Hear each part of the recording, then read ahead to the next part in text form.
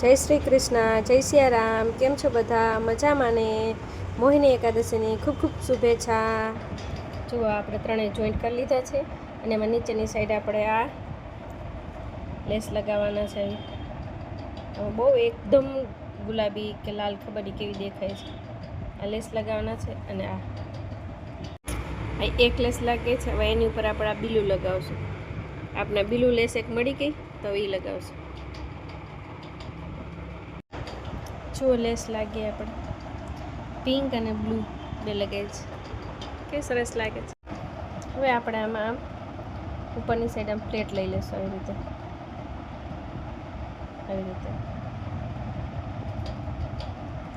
તો ચલો આપણે લઈ લઈએ.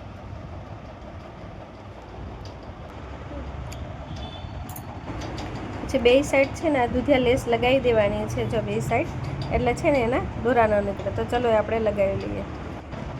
જુઓ તો લગાવીને કે તૈયાર થઈ ગઈ છે. કેવી સરસ લાગે છે. અને આ આગળની સાઈડ આપણે આ લગાવી દેવાનું છે જે નેફું હોય ને ત્યાં.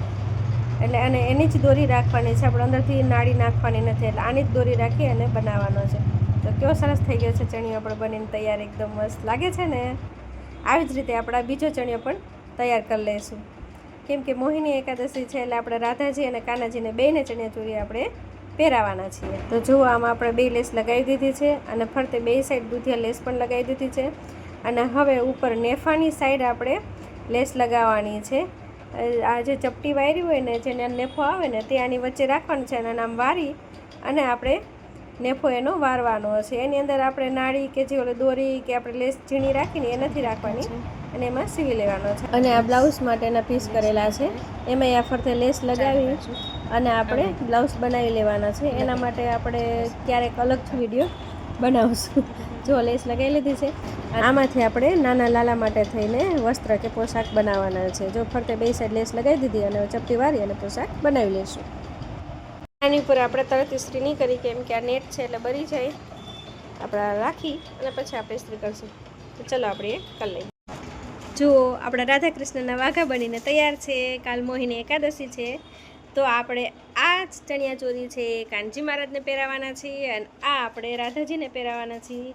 આપણે આ ચણિયાચોળી પહેલાં આપણે રાધાજી માટે બનાવ્યા હતા પણ બની ગયા છે કાનજી મહારાજના માપના એટલે હવે એ પહેરશે.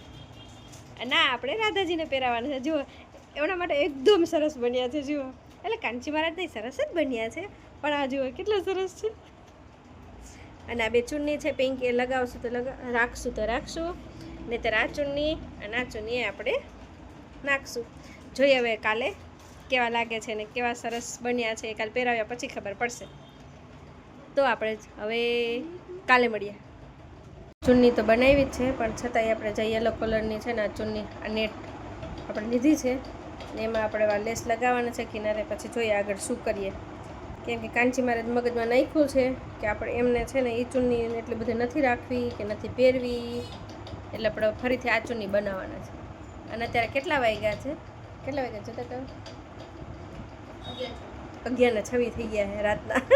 તો આપણે હવે આ લાઈન બેઠા હોય તો આ ક્યારે પતશે પૂરું થાય એ હવે જોવાનું છે.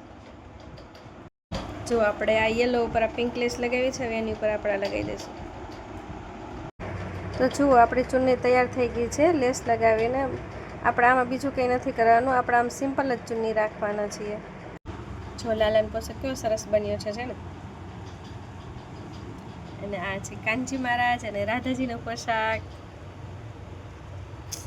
હાય કેટલો સુંદર લાગે છે. જુઓ તો ખરી. તમે જ મને કોમેન્ટ કરીને કહેજો કેવા સરસ લાગે છે. ઓળખવું મુશ્કેલ છે ને કોણ રાધા છે ને કોણ કાના છે.